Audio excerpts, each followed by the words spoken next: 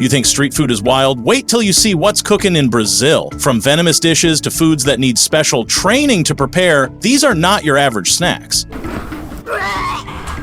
In today's video, we're diving into the most bizarre and dangerous Brazilian foods ever made. Some are so risky, one wrong bite can send you straight to the hospital. Let's uncover what's really hiding on Brazilian plates.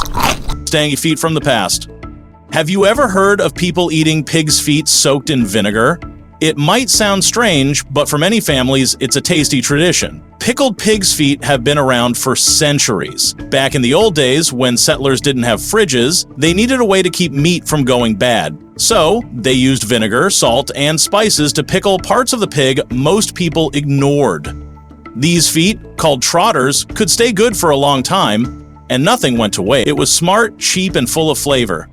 Now fast forward to today, this sour, chewy dish is still enjoyed in parts of the southern United States. You'll find it in jars on store shelves or served in old-school diners. The taste? Sharp and tangy with a soft and jelly-like bite.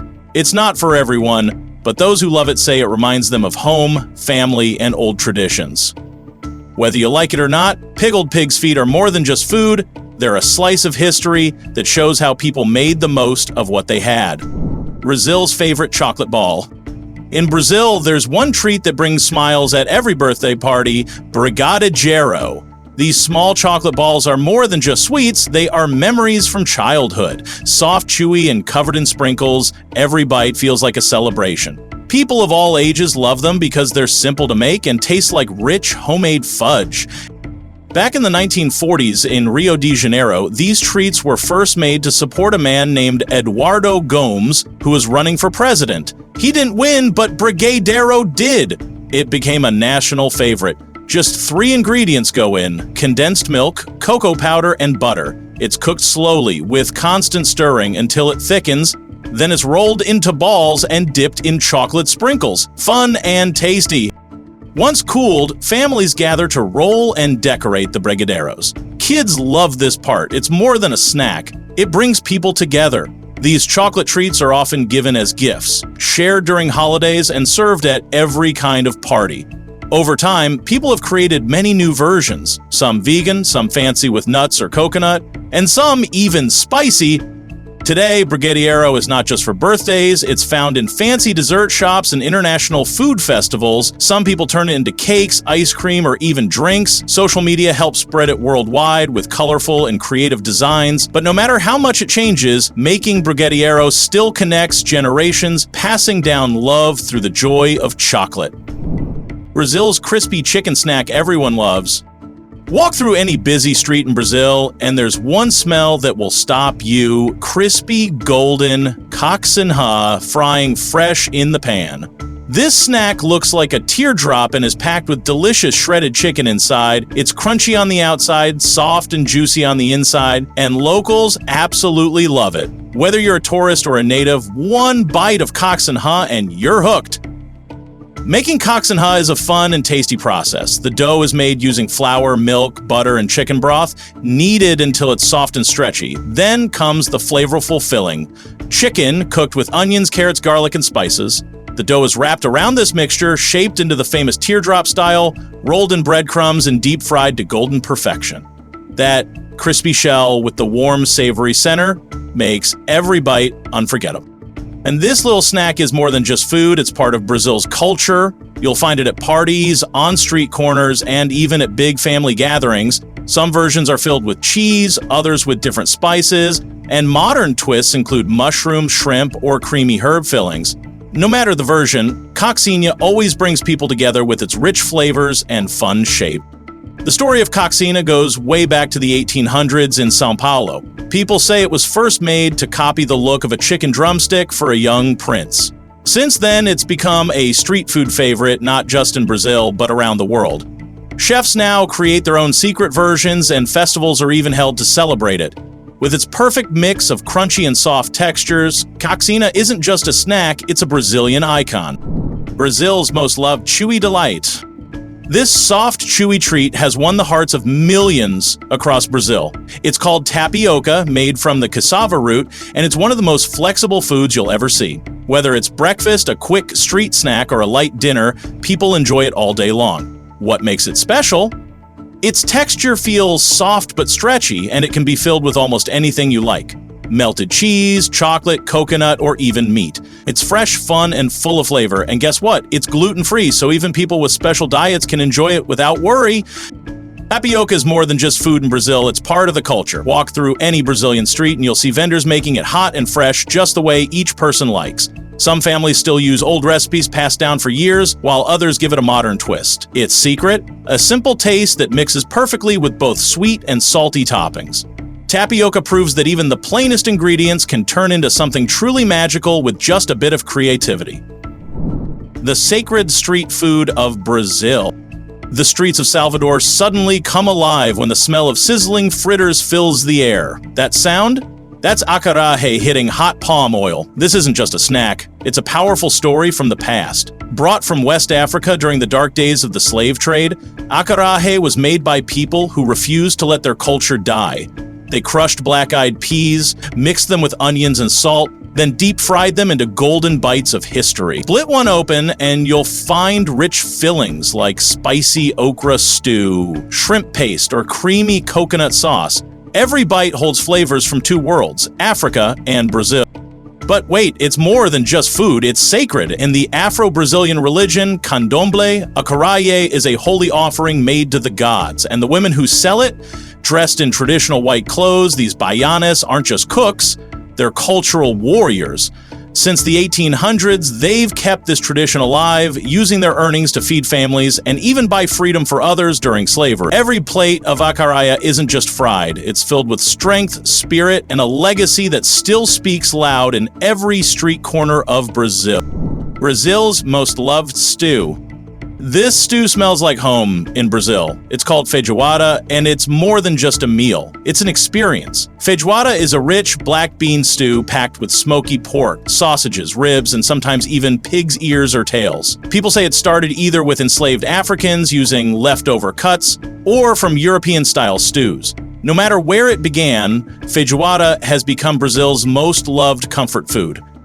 Every part of Brazil adds its own twist to it. In Rio de Janeiro and Minas Gerais, they stick with black beans, but in places like Bahia and Sergipe, they might use red or brown beans and throw in kale or pumpkin. No matter where it's made, the stew is always served with rice, orange slices, sautéed collard greens, and something called farofa, which is toasted cassava flour that adds a nutty crunch.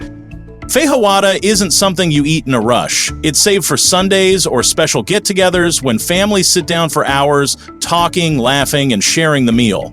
The oranges help with digestion, the farofa balances the richness, and the stew warms your soul. In many cities, you'll even find feijoada festivals where locals and tourists gather just to enjoy this beloved dish together. What makes feijoada truly special is how it honors Brazil's history. Using every part of the pig, from the tail to the ears, is a sign of respect for past generations who wasted nothing. It mixes indigenous, African, and Portuguese cooking traditions all in one pot, and with every spoonful, you're not just tasting food, you're tasting Brazil's heart, its culture, and its deep sense of togetherness. Brazil's most loved music and BBQ meat. This meat is the true superstar of Brazilian barbecue. It's called picanha, and it's always the center of attention at every traditional Brazilian grill house. With a thick, fat cap on top and tender beef underneath, it sizzles perfectly over open flames. That fat turns crispy, locking in flavor and moisture. All it takes is a bit of coarse salt and the hands of a skilled churrasqueiro, a Brazilian grill master, to create a juicy masterpiece full of smoky flavor. What makes picanha special isn't just the taste, it's the entire experience. In Brazil, eating picanha isn't just dinner, it's a celebration. Friends and families gather around the grill, sharing stories and laughter while enjoying the rich flavors. The meat is sliced thin and served with rice, beans, and farofa, toasted cassava flour. Whether you're a longtime meat lover or just curious about Brazilian cuisine, tasting picanha is like tasting the soul of Brazil. Picanha is more than food. It's a cultural icon in Brazil, especially in the southern region called Rio Grande do Sul. That's where the cowboy-style gaucho traditions live on. The way picanha is grilled and served follows old customs and shows deep respect for food and togetherness. Cooked over charcoal or wood fire, it absorbs a smoky taste that's loved across the country. Some places even age the meat or serve it with special sauces to give it a modern twist. Today, picanha is making its name around the world. Restaurants in big cities serve it fresh off the skewer, just like they do in Brazil. This style of dining, called rodizio, turns every meal into a social event, where the meat keeps coming until you say stop. Many farms raise grass-fed, free-range cattle to keep the meat natural and full of flavor. For Brazilians, picanha is more than just beef. It's a symbol of pride, family, and the happiness of eating together. Brazil's colorful superfood bowl. The acai bowl isn't just food, it's an experience. This deep purple bowl comes packed with frozen acai berries turned into a thick, cold sorbet. Topped with crunchy granola, bananas, honey, and all kinds of fresh fruits, it's like a party of flavors and textures in your mouth. People in Brazil love it, and they call it acai Nutella because of how addictive it is. Whether you're relaxing on the beach or rushing through city life, this bowl feels like a sweet, healthy hug. But this isn't just any trendy snack. It comes straight from the Amazon rainforest. For centuries, locals there have mashed these berries into a thick pulp, eaten with tapioca or manioc flour. Today's smoothie bowls are just a modern twist on that old tradition. Acai berries are full of antioxidants that help fight off illness and give you energy. That's why athletes and health lovers around the world have made it part of their regular routine, especially after a workout or as a power breakfast. What makes this fruit so special? It's not just the color. Acai is packed with rare healthy fats like omega-6 and omega-9, which help your body stay full of energy. It also contains anthocyanins, the same antioxidants found in blueberries that support your heart and fight inflammation. In Brazil, people go wild with toppings: shredded coconut, guava, passion fruit, and even nuts.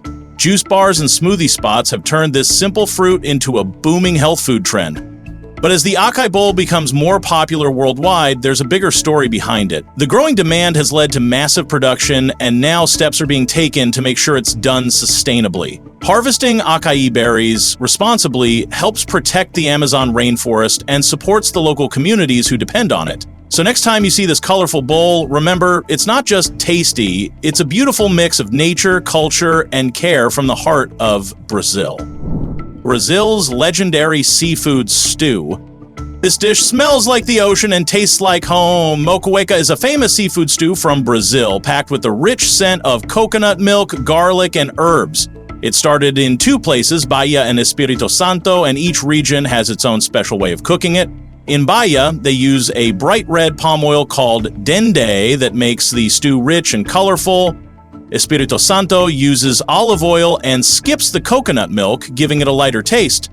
But no matter where it's made, the stew always includes fresh fish or shrimp simmered with tomatoes, onions, and lime juice. The cooking process feels like a ritual. First, they layer the seafood and vegetables, then pour in coconut milk and broth. Everything simmers slowly until it's tender and full of flavor. When it's ready, it's topped with fresh cilantro and lime wedges. It's usually served with rice and a creamy fish sauce called piroa, made with fish broth and manioc flour. The result? A dish that's warm, colorful, and completely unforgettable. But moqueca isn't just tasty, it tells the story of Brazil. Its ingredients come from different cultures. The coconut milk and dendê oil show African roots, while the slow cooking style reflects indigenous traditions. Even the sharing of the stew from one big pot has a deeper meaning. It's a dish meant to bring people together, whether it's a family dinner or a beachside celebration. Moqueca has grown beyond Brazil. Now people all over the world enjoy it in Brazilian restaurants, with chefs adjusting the recipe for local ingredients but keeping its heart the same. Some versions include lobster or use palm cream instead of coconut milk for extra richness. And in Brazil, festivals along the coast celebrate this stew with joy, music, and lots of food. Moqueca isn't just something you eat, it's Brazil's love letter to the sea, its people, and its past. Brazil's fiery BBQ tradition. Brazil has a special way of cooking meat that's not just about food. It's about celebration. This tradition is called churrasco, and it started back in the 1800s when cowboys called gauchos cooked big pieces of meat over open flames during long trips. That simple method of grilling turned into a whole culture. Today, you'll find churrasco everywhere in Brazil, from small family dinners to big street parties.